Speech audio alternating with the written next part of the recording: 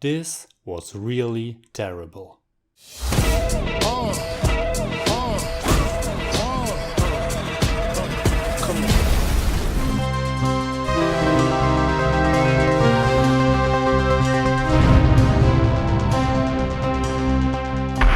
I say this every time, but it's true. No matter what movie, I'm always going in with a positive mindset, and even more, I'm quite hopeful I will find something worthwhile, even with films where others expect the worst.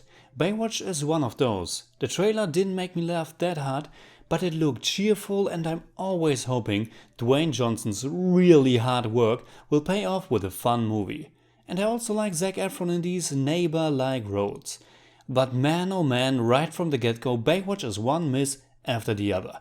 Normally I have a soft spot for lowbrow comedies like this. But Baywatch, directed by Seth Gordon, who did the amazing documentary The King of Kong 10 years ago, is almost unwatchable. I don't even really know what to say. It was written by Damien Shannon and Mark Swift, who seem to not have written anything for almost a decade, at least according to IMDb. I mean, that's probably wrong, because normally screenwriters are working a lot, but only some of their work end up as an actual movie.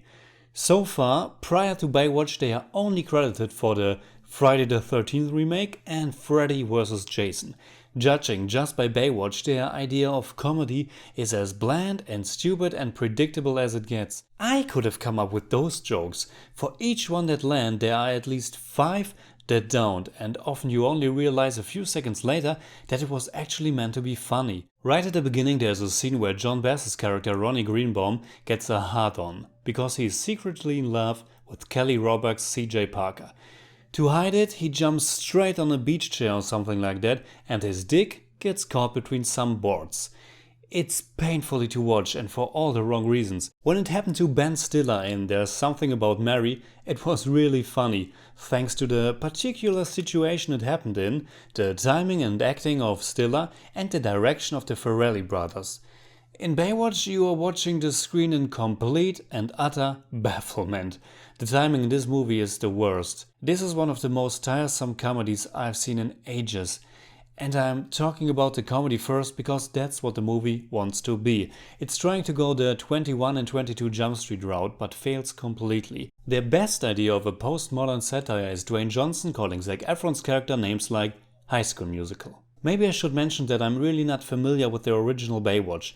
It never appealed to me, but I attended the screening with a friend who's a big fan, and he couldn't care less about this movie.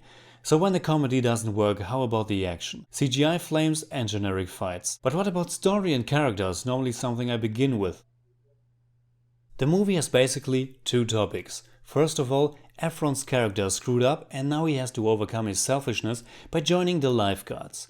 This drags on and on through at least 2/3 of the movie. And second, there's something very criminal going on the beaches, and it's supposed to be funny that it's actually a matter for the police, but Dwayne Johnson and his team are the only ones to get it solved. Again, it's the most generic drug-related gangster nonsense. Oh, and the third minor plotline is that John Bass's character Ronnie is crazy for CJ Parker, but there's not really anything there, and it's quite obvious she likes him too from the very beginning.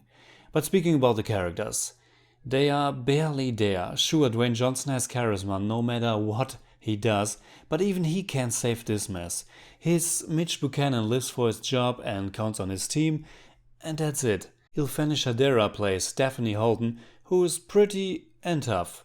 Kelly Rohrbach is there to be hot, and so is Alexandra Daddario. Especially latter has nothing to do at all, but to just stand there and react. I'm not kidding. If you're really masochistic enough to see this movie, watch her. She's just there to make faces. Like so many times in the recent past, it's also about family. But this team has no emotions going on at all. Maybe a little chemistry, but not enough. I know we're talking about Baywatch, but there's simply nothing here to cherish. There are some jokes that land, but for a movie that runs for unbelievable 2 hours, this has to be one of this year's biggest disasters. In German I'd say, lasst mich bitte einfach ertrinken. I give Baywatch 3.5 out of 10. It's more like 3.6, but I don't do that. That's it, I'm out!